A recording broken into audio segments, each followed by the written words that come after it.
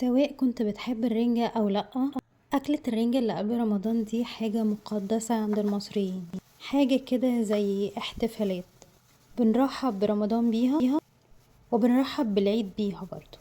وسبحان الله بتبقى أحلى أكلة رنجة بتاكلها في حياتك حتى لو انت مش بتحب الرنجة. وطبعا مش هننسى ان محبين الفسيخ بيرحبوا برضو بالفسيخ، كل واحد فينا بيرحب بالحاجة اللي بيحبها. يا ترى بقى اكلتوا اكلة الرنجة والفسيخ بتاعت قبل رمضان ولا لسه؟ ولو لسه الحقوا بسرعة لانه خلاص رمضان على وصول، كل سنة وانتوا طيبين ورمضان كريم يا رب.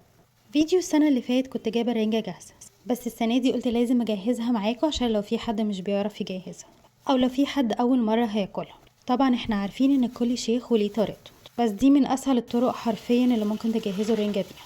انا كنت بوريكم ان انا بدلت الجلوفز قبل ما اغسل الرنجة لازم تتغسل كويس جدا. ويلا بينا نجهز الصوص اللي هنحطه على الرنجة.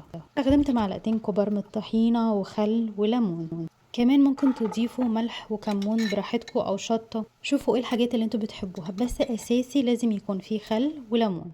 هنا انا استخدمت نص الصوص مع الرنجة، والنص التاني هقولكوا هنعمل بيه ايه بعد كده. اقول لكم على كذا طريقه ممكن تاكلوا بيها الرنجه كتجديد، ممكن تعملوا سلطه رنجه، ممكن تعملوا مكرونه بالرنجه كمان. احنا من مدرسه ان احنا لازم البطارخ تتحط على النار. هنا بعد ما حطينا البطارخ على النار هي استوت مني زياده عن اللزوم، بس مش مشكله. زودت على باقي الصوص عشان كان تقل ليمون وشويه خل كمان، وحطيته على البطارخ. طبعا رنجة او تونة يعني بصل، انا حطيت للبصل خل وليمون وملح وسكر كمان. وبكده يكون ختامها مسك، ونتقابل في رمضان على خير.